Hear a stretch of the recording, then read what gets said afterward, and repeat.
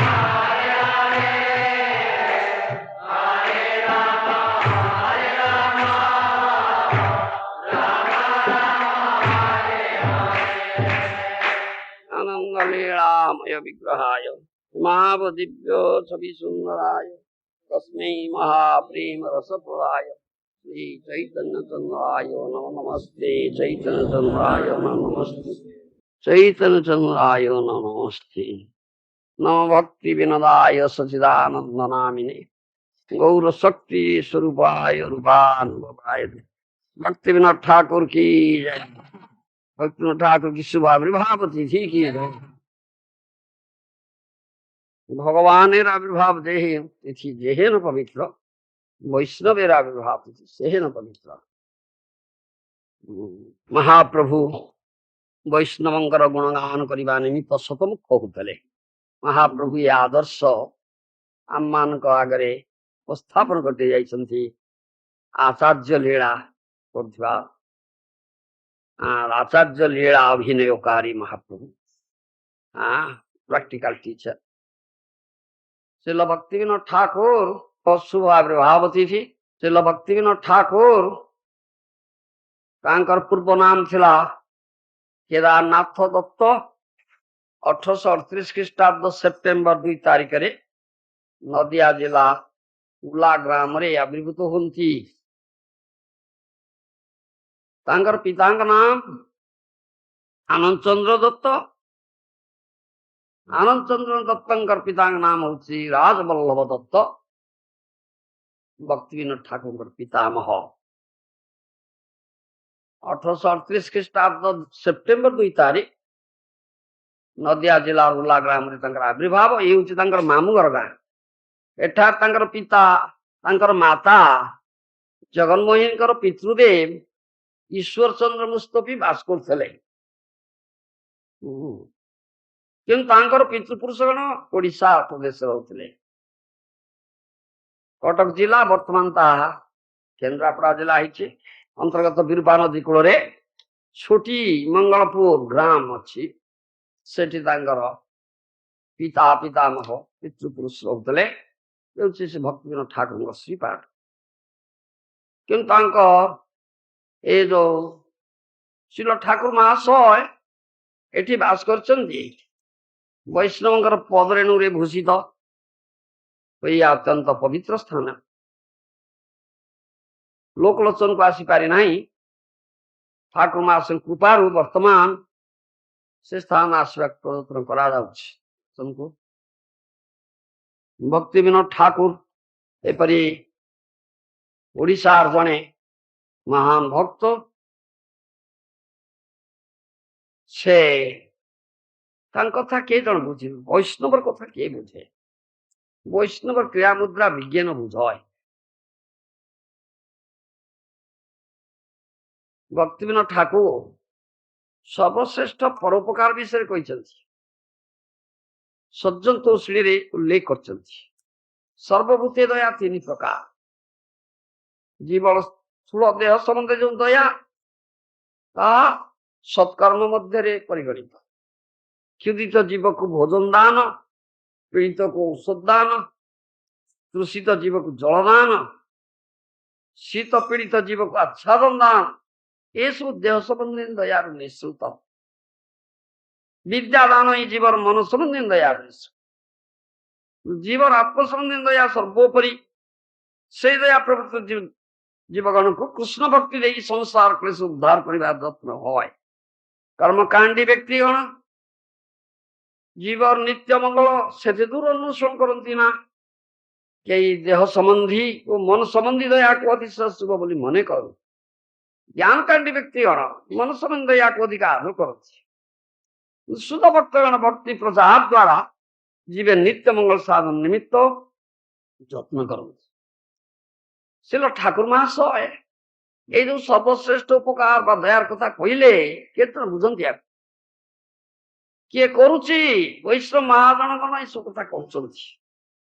ବୈଷ୍ଣବ ସାଧୁ ମହାଜନ ଗାନ କେତେ ଜଣ କରୁଛନ୍ତି? ବୈଷ୍ଣବ କ୍ରିୟା ମୁଦ୍ରା ବିଜ୍ଞାନ ବୁଝାଏ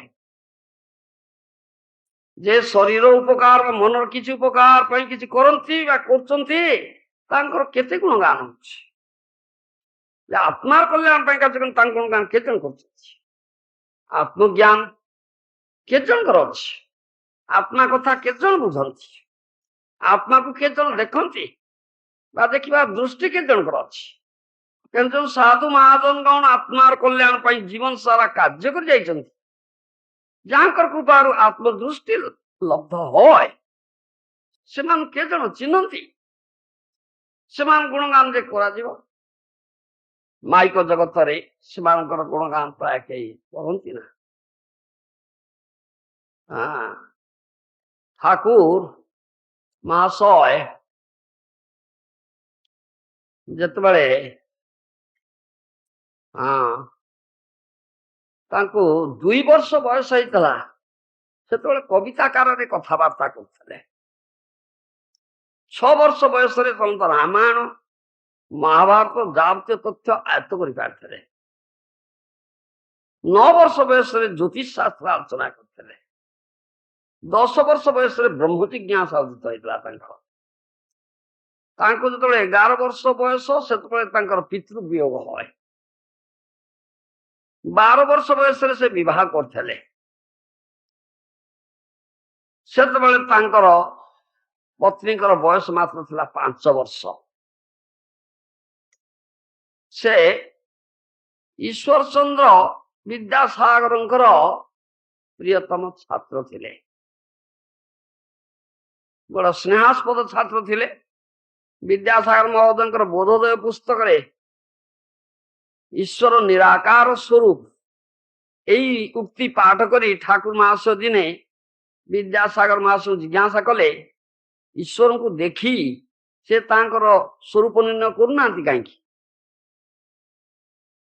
ବିଦ୍ୟାସାଗର ମହାଶୟ ସରଳ ଭାଷାରେ ସରଳ ଭାବରେ ଛାତ୍ରଙ୍କ ନିକଟରେ ଈଶ୍ୱର ସମ୍ବନ୍ଧୀୟ ସ୍ୱୀୟ ଅନଭିଜ୍ଞତାର କଥା ସ୍ୱୀକାର କରିଥିଲେ। ପିତା ରାଜବଲ୍ଲଭ ଦତ୍ତ ଠାକୁର ମହାଶୟଙ୍କୁ ଦିନେ କହିଥିଲେ, 27 ବର୍ଷ ବୟସରେ ତୁମର ବଡ ଚାକିରି ହବ। ମୁଁ ଆଶୀର୍ବାଦ କରୁଛି, ତୁମେ ଜଣେ ବଡ ବୈଷ୍ଣବ ହବ। ସେ ପ୍ରଥମେ ଏ ଶିକ୍ଷକତାକୁ ବାଛିଲେ।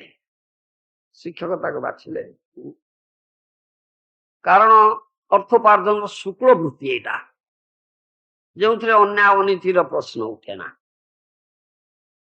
ଓଡ଼ିଶାର ଛୋଟି ଗ୍ରାମର ଶୂଦ୍ର ପଲ୍ଲୀ ଅଞ୍ଚଳରେ ବାସ କରୁଥିଲେ। ସେଟା ସେ ଦେଖିଲେ ଭୂମି ଅଧିକାରୀଗଣ କିପରି ନିରୀହ ନିରକ୍ଷର ପ୍ରଜାମାନଙ୍କ ପ୍ରତି ଅତ୍ୟାଚାର କରୁଛନ୍ତି। ତାପରେ ସେଠାରୁ ଆସି କେନ୍ଦ୍ରାପଡ଼ାରେ ସେ ପ୍ରଥମେ ଓଡ଼ିଶାରେ ଇଂରାଜୀ ବିଦ୍ୟାଳୟ ସ୍ଥାପନ କରି ସେଠାରେ ଶିକ୍ଷକତା କଲେ। 1869 ଖ୍ରୀଷ୍ଟାବ୍ଦରେ କେନ୍ଦ୍ରାପଡ଼ାରୁ ପୁରୁଷୋତ୍ତମ କ୍ଷେତ୍ରକୁ ଆସିଲେ।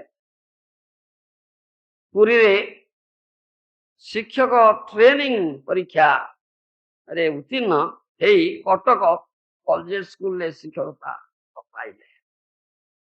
କ୍ରମଶଃ ଭଦ୍ରକ ମେଦିନୀପୁରରେ ମଧ୍ୟ କେତେ ହାଇସ୍କୁଲରେ ଶିକ୍ଷକ କାର୍ଯ୍ୟ କରିଛନ୍ତି। ପ୍ରଧାନ ଶିକ୍ଷକ ହେଇଥିଲେ ଭଦ୍ରକ ହାଇସ୍କୁଲରେ ଥିଲେ। ଭଦ୍ରକ ଅବସ୍ଥାନ କାଳରେ ଭଦ୍ରକ ହାଇସ୍କୁଲ ହେଡମାଷ୍ଟର ଥିଲେ ସେ। ତାଙ୍କର ଜ୍ୟେଷ୍ଠ ପୁତ୍ର ଅନ୍ନଦା ପ୍ରସାଦ, ଅନ୍ୟ ନାମ ଅଚ୍ୟୁତାନନ୍ଦ ଜନ୍ମଗ୍ରହଣ କରିଥିଲେ। ସେ ସମୟରେ ମଠଜ ପରିସା ନାମକ ଇଂରେଜୀ ପୁସ୍ତକ ଲେଖି ଉତ୍କଳର ମଠ ସମୂହର ବୃତ୍ତାନ୍ତ ଦେଇଥିଲେ। 1866ରେ ସେ ଡେପୁଟି ମାଜିଷ୍ଟ୍ରେଟ, ଡେପୁଟି କଲେକ୍ଟର କ୍ଷମତା ସହ deputy registrar of X officio ପଦରେ ଛାପରା ଜିଲ୍ଲାର ସଦର ମହକୁମାରେ ନିଯୁକ୍ତ ହେଲେ। ଛାପରା ଅବସ୍ଥାନ କାଳରେ ଗୋଟିଏ ପ୍ରେତ ଯୋନି ଅଧିଷ୍ଠିତ ବୃକ୍ଷ ତଳେ ଠାକୁର ମହାଶୟ ରମାବାଇଙ୍କ ନାମରେ ପିତାଙ୍କ ଯତ୍ନରେ ଶ୍ରୀ ଭାଗବତ ପାଠ କାଳରେ ବୃକ୍ଷଟି ବ୍ରହ୍ମଦୈତ୍ୟ ସହ ଉତ୍ପାଟିତ ହେଇଥିଲା। ଏଇ ଘଟଣାରେ ଲୋକମାନଙ୍କ ମଧ୍ୟରେ ଭାଗବତ ପ୍ରତି ଶ୍ରଦ୍ଧା ଜାତ ହେଲା। ଦିନାଜପୁରରେ ରହୁଥିଲା ବେଳେ ସେ ଚୈତନ୍ୟ ଚରିତାମୃତ ଶ୍ରୀମଦ ଭାଗବତ ଗ୍ରନ୍ଥ ଦ୍ୱୟ କଲିକତାରୁ ପ୍ରାପ୍ତ ହେଇଥିଲେ। ସେ ଗ୍ରନ୍ଥ ଦ୍ୱୟ ପୁନଃ ପୁନଃ ପାଠ କଲେ, ବୈଷ୍ଣବ ଧର୍ମାଲୋଚନାରେ ମନୋନିବେଶ କଲେ। ସେ ଲେଖିଛନ୍ତି, ଏଇ ସମୟରୁ ମହାପ୍ରଭୁ ଚୈତନ୍ୟ ଦେବଙ୍କ ଠାରେ ମୋର ଈଶ୍ୱର ବୁଦ୍ଧି ଜନ୍ମିଲା। ବୈଷ୍ଣବ ଧର୍ମ ପ୍ରତି ଯେଉଁ ଶ୍ରଦ୍ଧା ବୀଜ ମୋର ହୃଦୟରେ ଥିଲା, ତା ସମୟ ପାଇଁ ଅଙ୍କୁରିତ ହେଲା। ମୁଁ ଦିନ ରାତି କୃଷ୍ଣ ତତ୍ତ୍ୱ ପଢିବାକୁ ଭଲ ପାଏ। 1868 ସାଲରେ ସେ ପୁରୀକୁ ବଦଳି ଆସିଲେ। ବଡଦାଣ୍ଡରେ ମଣ୍ଡଳର କୋଠା ଘର ଭଡା ନେଇକି ରହିଲେ। ବର୍ତ୍ତମାନ ସେ ଘର ଅଛି। ଚୈତନ୍ୟ ମଠ କରିଛନ୍ତି, ମାଧବ ମହାରାଜ ଉଦ୍ଧାର କରିଛନ୍ତି। ଏ ସମୟରେ ଓଡ଼ିଶାରେ କମିଶନର ଥିଲେ ରେଭେନ୍ସା ସାହେବ। ଇଂରେଜୀ ଶାସନ ଥିଲା ସେତେବେଳେ। ସେ ଠାକୁର ମହାଶୟଙ୍କୁ ଭାରି ଭଲ ପାଉଥିଲେ।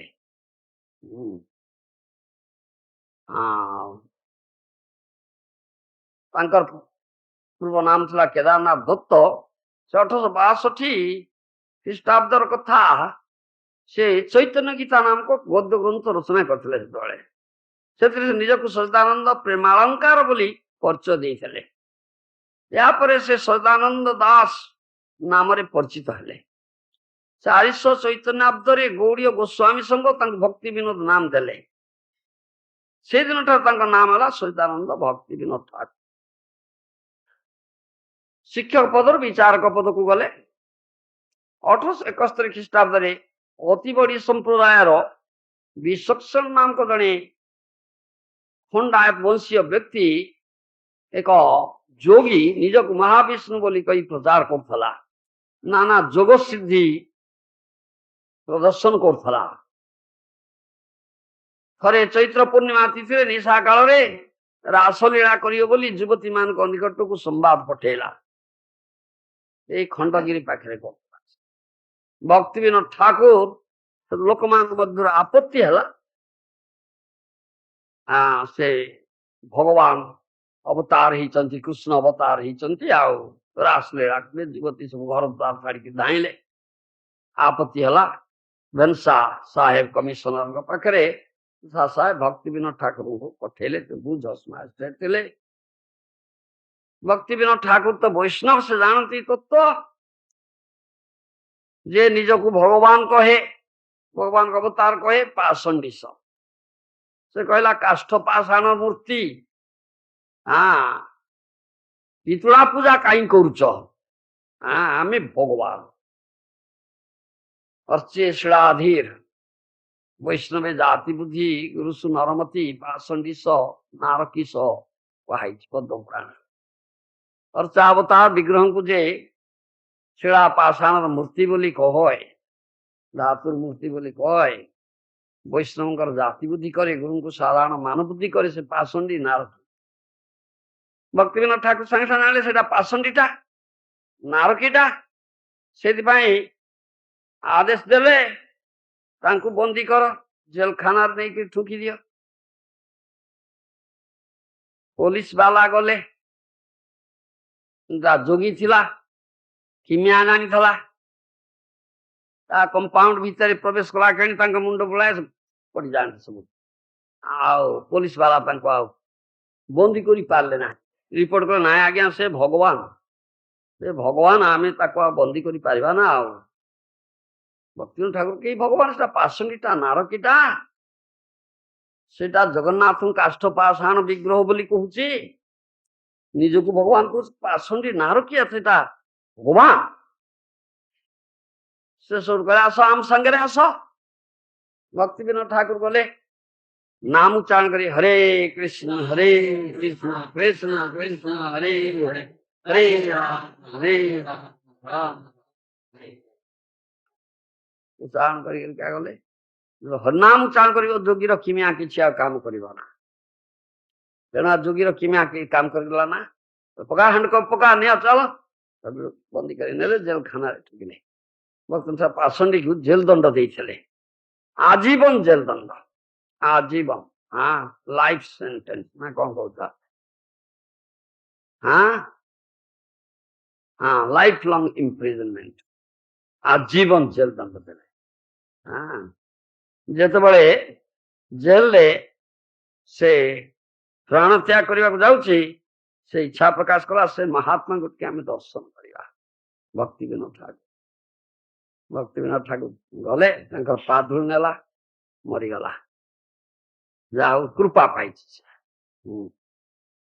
नित्य सिद्ध श्री श्री जगन्नाथ दास बाबाजी महाराज कृपा अनुगत्य अलौकिक दर्शन अनुभव प्रणालाभ करी गौर जन्मस्थान आविष्कार करी 1894 ख्रीष्टाब्द 21 तारीख मार्च फाल्गुनी पूर्णिमा दिन मायापुर श्री श्री गौर विष्णु प्रियांकर श्रीमूर्ति स्थापन करते। गौर जन्मस्थान से आविष्कार करते जगन्नाथ दास बाबा। से गंगार आरपटे रोते आदेश ही थाए गौर जन्मस्थान आविष्कार करने कौटी कोई पार न था। से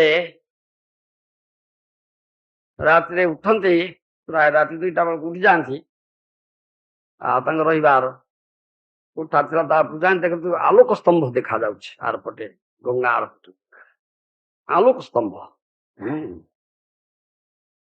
ଅନୁସନ୍ଧାନ କଲେ ଆଲୋକ ସ୍ତମ୍ଭ ଯୋଉ ଜାଗା ଦେଖାଯାଉଛି ସେ ଜାଗାଟା କୋଉଠି?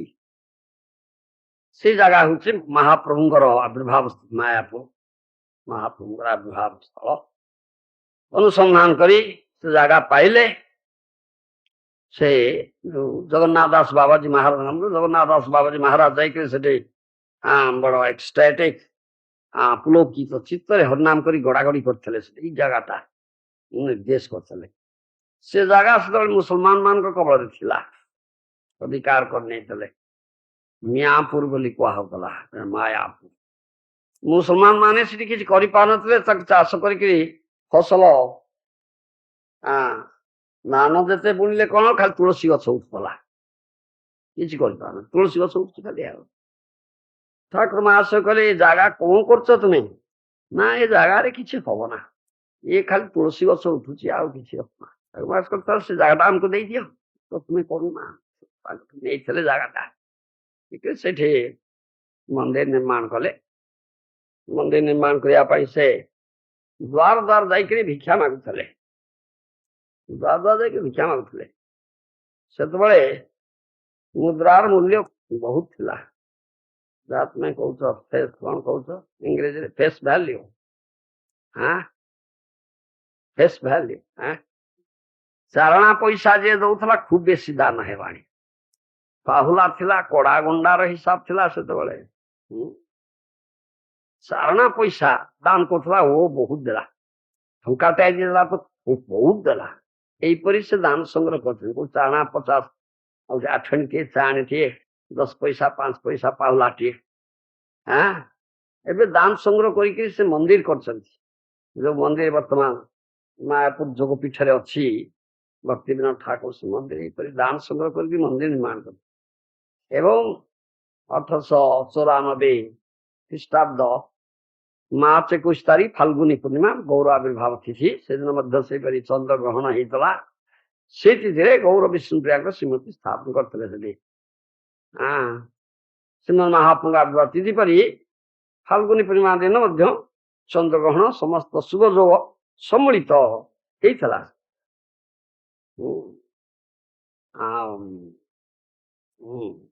ସେ ଯେତେବେଳେ ସେ ମିଦନାପୁରରେ ଥିଲେ, ସେତେବେଳେ ତାଙ୍କର ଫାଷ୍ଟ ୱାଇଫ, ପ୍ରଥମ ପତ୍ନୀ ଦେହତ୍ୟାଗ କରିଥିଲେ। ପରଲୋକ ପ୍ରାପ୍ତ ହେବାରୁ ସେକେଣ୍ଡ ୱାଇଫ, ଦ୍ୱିତୀୟ ପତ୍ନୀ ଗ୍ରହଣ କରିଥିଲେ। ତାଙ୍କ ନାମ ହଉଛି ଭଗବତୀ ଦେବୀ। ଭଗବତୀ ଦେବୀ। ପ୍ରଥମ ପତ୍ନୀଙ୍କର ଗୋଟିଏ ମାତ୍ର ପୁତ୍ର, ତା ଅନ୍ନଦା ପ୍ରସାଦ ବା ଅଚ୍ୟୁତାନନ୍ଦ। ବାକି ଅନ୍ୟ ସମସ୍ତ ତାଙ୍କର ସର୍ବମୋଟ 13ଟି ସନ୍ତାନ ଥିଲେ। 8ଟି ପୁତ୍ର, 5ଟି କନ୍ୟା। अन्नदा प्रसाद, राधिका प्रसाद, कमला प्रसाद, विमला प्रसाद, वरदा प्रसाद, गिरिजा प्रसाद, ललिता प्रसाद, सुलुजा प्रसाद। 8टी पुत्र। ये प्रथम पत्नी का पुत्र होचे अन्नदा प्रसाद, अन्य नाम अच्युतानंद।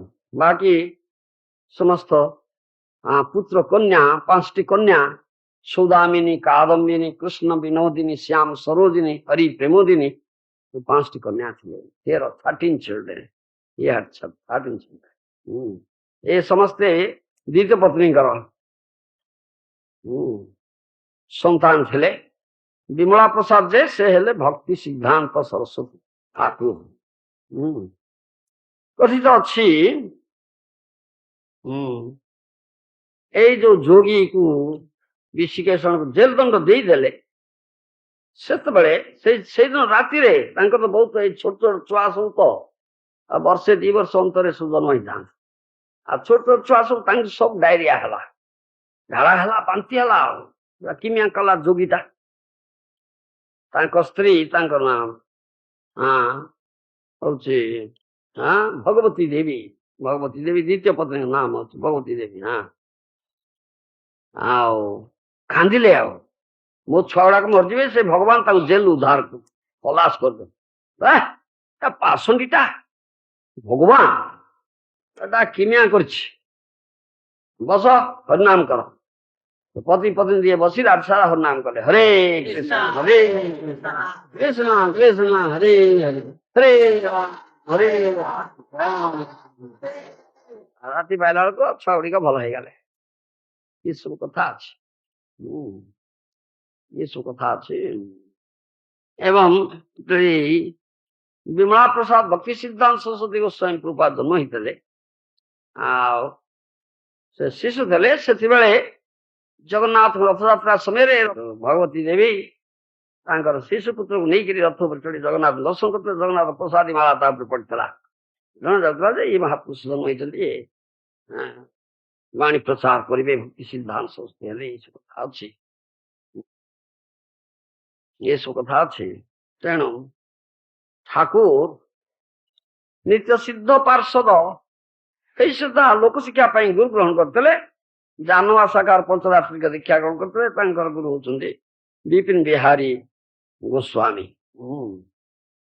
1908 ଭାଗବତ ପରମହଂସ ବେଶ ସେ ଗ୍ରହଣ କରିଥିଲେ।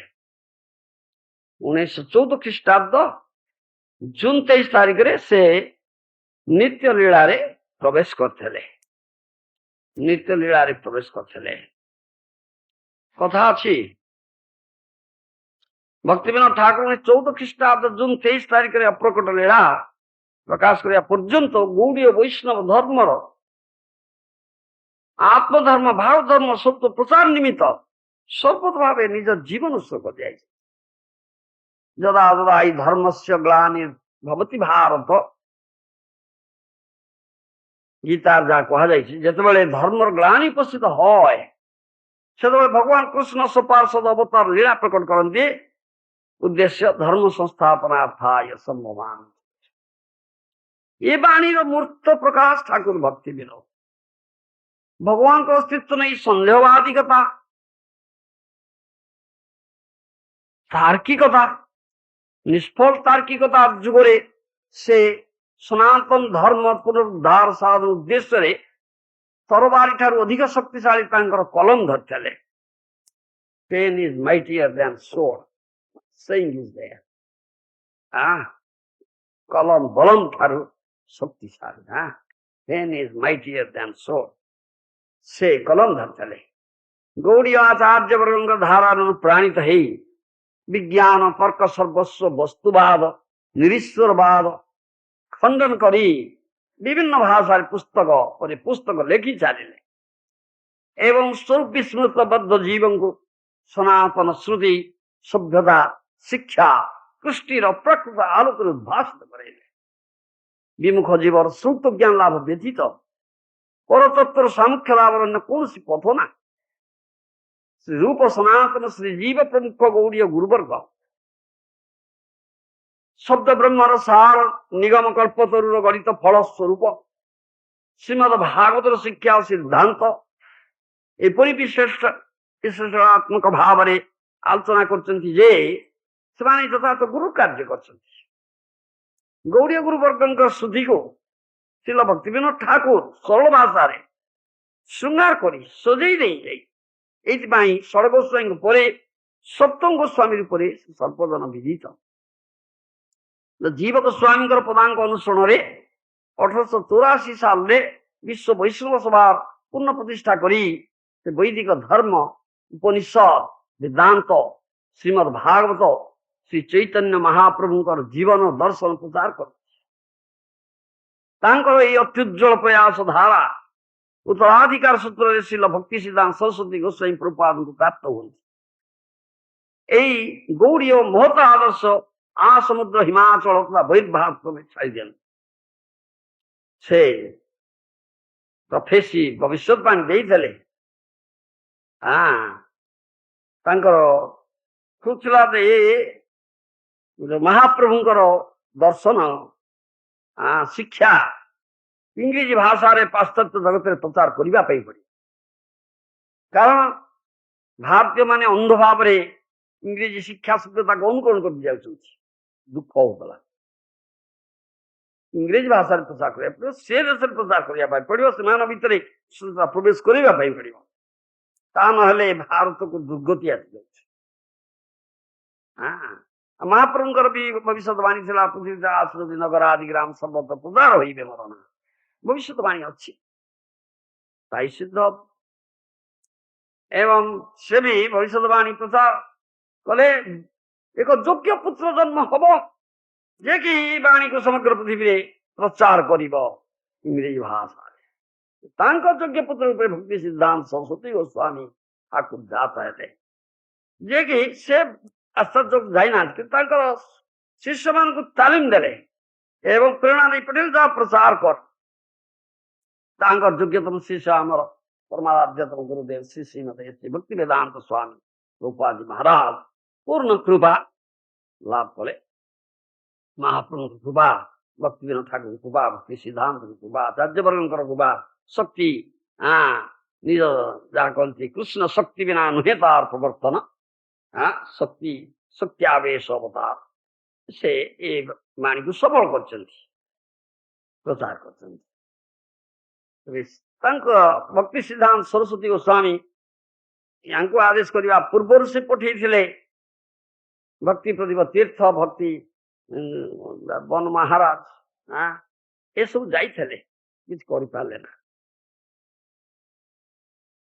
किसी सफलता हासिल कर पारे ना, फेरी आसते ये सफलता हासिल कले। ये सब कथा से भविष्यवाणी कही जाइए ये जो गौर आविर्भाव स्थल मायापुर ये स्थान रे प्राच्य पाश्चात्य जगतर भक्तगण गौर भक्तगण एकत्र सम्मिलित हो जय सची नंदन कहे करते ये वाणी सुनता से भक्तिविनोद ठाकुर निद्राच्छन्न विद्याग्रस्त मानव को जागरित करी मूर्ति सेवा पौतलिकता युक्त वैराग्य फल्गु वैराग्य कर्म ज्ञान योग भक्ति योग सत असत संप्रदाय इत्यादि परस्पर विरुद्ध चिंताधारा गुड़ी सुष्ठु युक्त सापेक्ष विचार द्वारा परीक्षा करिवार वासना उद्दीप्त कर। इंग्रेजी संस्कृत बंगला इत्यादि विभिन्न भाषा रे बहु भाष्य ग्रंथ सह शताधिक मूल ग्रंथ रचना करछन्ति। भगवद गीति आप्लुत पूर्णतम शरणागति भूमिका रचित अजस्र भक्ति संग्रह सुगभीर कृष्ण प्रीति सूचक ए बहु संगीत रचना करगुड़िक साधारण बद्ध जीवन आरंभ कर भाव भूमिका साधकगण पर्यटन समस्त गभीर भाव अनुप्राणित करे। आत्मार आहार सूचक ये गीत गुड़िक शरणागति गीतावली कल्याण कल्पतरुर गीत गुड़िक समग्र मानव समाज चिरंतन प्रशंसा योग्य इंद्र तृप्तिर क्षणिक आनंद एवं फल्गु वैराग्यर जुगरे जो माने अप्राकृत वैकुंठ प्रीतिर आस्वादन निमित्त सतृष्ण से शिक्षित समाज को आह्वान जणेले अपरिसीम करुणाशील ठाकुर भक्ति विनोद किए तांकर एई करुणार कलना करि पारिबो। मायाबद्ध जीव माया कबलित हेई विवर्तरे पड़िछि विभ्रांत होउछि माइक जगत होउछि भगवान परीक्षा स्थल प्रति पदक्षेप माया जरिया परीक्षा परीक्षा उत्तीर्ण हवा गले भक्ति विनोद ठाकुर बड़ी महाजन कीर्तन वाणी श्रवण करने पड़े। ठाकुर महाजन दिव्य दृष्टि थिला तेणु से बद्ध जीवर भ्रम को कि प्रदर्शन कर वाणी कियदंश आम पाठ कर आलोचना कर जापर। भौतिक पदार्थ आबद्ध कोई जीव जिते सुख अन्वेषण करे से इंद्रत्व ब्रह्मत्व शिवत्व प्रभृति पदर आशा करी चिरकाल दुख पर दुख भोग करे। जीव मन करे उच्च अट्टालिका नानाविध उपकरण सुंदरी स्त्री बालकादि लाभ सुनियमित राज्य शासन पदार्थ विज्ञान आविष्क्रिया जीवन उद्देश्य। आहा कि कठिन भ्रम। नास्तिक विज्ञानविद पंडितगण और भक्तिहीन तार्किकगण यही संसार उन्नति द्वारा जीवर परमाय बुद्धि अनंत उन्नतिर कल्पना करती। आहा सेमान भ्रम की गाढ़ ए भौतिक जगत को श्रीमद भगवद गीता दुखालय बोली कह किंतु बद्ध जीव विभ्रांत जीव दुखालय को सुखालय करने निमित्त ଅପ୍ରାଣ ଚେଷ୍ଟା କରୁଛି। ଏହା ଯେ କି ଗାଢ ପ୍ରବଣତା ଠାକୁର ମହାଶୟ ଜଣେଇ ଦେଇ ଯାଇଛନ୍ତି। ତାଙ୍କର ବାଣୀ ଶୁଣନ୍ତୁ। ଯେଉଁମାନେ ବହୁତ ବହିର୍ମୁଖ ସେଇମାନେ ମାଇକ ଜଗତ ପ୍ରତି ଆକୃଷ୍ଟ, କିନ୍ତୁ ଯେଉଁମାନେ ସ୍ୱରୂପ ଉପଲବ୍ଧି କରିଥାନ୍ତି ସେମାନେ ଏଥିରେ ପ୍ରଭୁତ୍ୱ ହୁଅନ୍ତି ନା। ସେମାନେ ସମାଧି ଅବସ୍ଥା ଦେଖିପାରନ୍ତି। ସେମାନେ ପାନ୍ଥ ନିବାସ ଭଳି ଏ ଦେହରେ ବାସ କରୁଛନ୍ତି ଏବଂ ନିଜ ନିଜ ଧାମ ଗମନର ଗାଢ ଦ୍ୱାରା ଆଶା ପୋଷଣ କରୁଛନ୍ତି। ଯେଉଁ ଯାତ୍ରୀମାନେ ପୁରୁଷୋତ୍ତମ ଧାମ ଅଭିମୁଖେ ଯାତ୍ରା କରୁଛନ୍ତି ସେମାନେ ପଥ ମଧ୍ୟରେ କୌଣସି ଏକ ପାନ୍ଥ ନିବାସରେ ବାସ କରି ରାତ୍ରି ଯାପନ କରନ୍ତି ଏବଂ ଅରୁଣୋଦୟକୁ ଅପେକ୍ଷା କରନ୍ତି। ଠିକ ସେହିପରି ତୁମମାନେ ପ୍ରାକୃତ ଦେହରେ ଅଜ୍ଞାନ ରୂପ ରାତ୍ରି ଯାପନ କରି ଜ୍ଞାନ ରୂପ ସୂର୍ଯ୍ୟଙ୍କର ଅପେକ୍ଷା କରୁଛ। ପାନ୍ଥ ନିବାସରେ ଆକୃଷ୍ଟ ହୋଇ କୌଣସି ମୂର୍ଖ କଣ ତାର ଉନ୍ନତିର ଚେଷ୍ଟା କରେ? ବଳିଷ୍ଠ ବାଣୀ ତାଙ୍କ। ଯେଉଁ ପୁରୁଷ ସେ ପାଞ୍ଚ ଭୌତିକ ପାନ୍ଥ ନିବାସ ସୃଷ୍ଟି କରିଛନ୍ତି ସେ ତାର ପାଳନ କର୍ତ୍ତା। Why your headaches? ଏ ଭୌତିକ ବ୍ରହ୍ମାଣ୍ଡର ଯେତେ ଉନ୍ନତି ହଉନା କାହିଁକି କେବେ ହେଲେ ୟା ନିର୍ଦ୍ଦୋଷ ହବ ନା, କେବେ ହେଲେ ଏଥିରୁ ବିମଳ ସୁଖ ମିଳିବ ନା। ଏହା ସୁଦସିଦ୍ଧ ବିଷୟ। ପଞ୍ଚଭୂତ ମାୟା ଜନିତ ଅତଏବ ଅଭାବ ସଂକଳ। ଅଭାବ ହିଁ ଆର ସ୍ୱଭାବ। ଅତଏବ ଭୌତିକ ବ୍ରହ୍ମାଣ୍ଡ କସ୍ମିକ କାଳେ ଅଭାବ ରହିତ ହବ ନା ଏବଂ ବିମଳ ସୁଖ ଏଥିରୁ ଆଶା କରାଯାଇ ପାରିବ ନା। ଯେଉଁ ପ୍ରକୃତି ମାର୍ଗୀ ଗଣ ୟାକୁ ସୁଖକର ସ୍ଥାନ କରିବାକୁ ଇଚ୍ଛା କରୁଛନ୍ତି ଓ ଯୁକ୍ତି କରୁଛନ୍ତି ସେମାନେ ଜାଣିପାରୁନାହାନ୍ତି ସେମାନେ କି ଭ୍ରମ କରୁଛନ୍ତି। ଏ ବ୍ରହ୍ମାଣ୍ଡରେ ଆମର ଯେତେ ଦୂର ପ୍ରାକୃତ ଉନ୍ନତି হয় ଆମର ସେତେ ଦୂର ବନ୍ଧନର ଦୃଢ଼ତା ସ୍ୱୀକାର କରିବାକୁ। ଏ ବ୍ରହ୍ମାଣ୍ଡର ଉନ୍ନତିରେ ଆମର ସୁଖର କିଛି କାରଣ ନାହିଁ। କୃଷ୍ଣଙ୍କର ଅଧୀନତ୍ୱ ପରିତ୍ୟାଗ କରି ଯେ ସ୍ୱୀୟ ଜ୍ଞାନ ଦ୍ୱାରା ସ୍ୱାଧୀନ ହୋଇ ଭକ୍ତି ସୁଖକୁ ବର୍ଜନ କରେ ତାହାର ମଙ୍ଗଳ କେଉଁଠି? ଜୀବ କୃଷ୍ଣ ଦାସତ୍ୱ ପରିତ୍ୟାଗ କରି ଶୈତାନ ଅର୍ଥାତ୍ ମାୟା ହସ୍ତରେ ପତିତ ହୋଇ ବ୍ରହ୍ମାଣ୍ଡରେ ଦୁଃଖ ପାଉଛି। ଠାକୁର ମହାଶଙ୍କର ଏବେ ଅନେକ ବାଣୀ ଅଛି। ଆପଣମାନେ ଦେଖନ୍ତୁ, ବୁଝନ୍ତୁ କି ବିଶୁଦ୍ଧ କଲ୍ୟାଣମୟୀ ବାଣୀ, ସୁସିଦ୍ଧାନ୍ତ ମୂଳକ କଥା। ସାଧୁ ମହାଜନ ପର ଦୁଃଖେ ଦୁଃଖୀ ଆମର ପ୍ରକୃତ ସୁଖ ବା କଲ୍ୟାଣ କେଉଁଠାରେ ନିହିତ ସେ ସାଧୁ ମହାଜନ ଦେଖିପାରନ୍ତି। ଆମକୁ ତାହା ଜଣେଇ ଦେଇ ଯାଇଛନ୍ତି। ଆଜି ଏ ବାଣୀର ଅଜସ୍ର ପ୍ରସାର ହେବା ଉଚିତ।